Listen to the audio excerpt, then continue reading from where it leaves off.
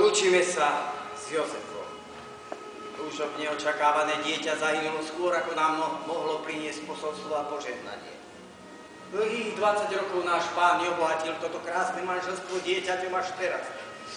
Po chvíľach, kedy naši občania očakávali príchod Spasiteľa, povolal si ho k sebe. Tragická udalosť otriasla celou našou vlastou. O týždeň sú voľby guvernéra. Smrť malého Jozefa je signál, ako by nášmu kandidátovi vravel: ty si môj vyvolený syn, teba som si zamiloval.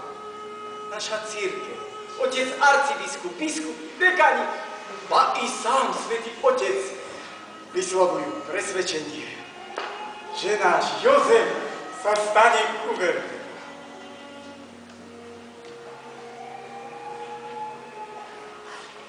Všetko je v najlepšom poriadku. Žena je pod narkózou, nikto sa nič nedozvie. Potom sa stretneme kvôli tým reštitúciám.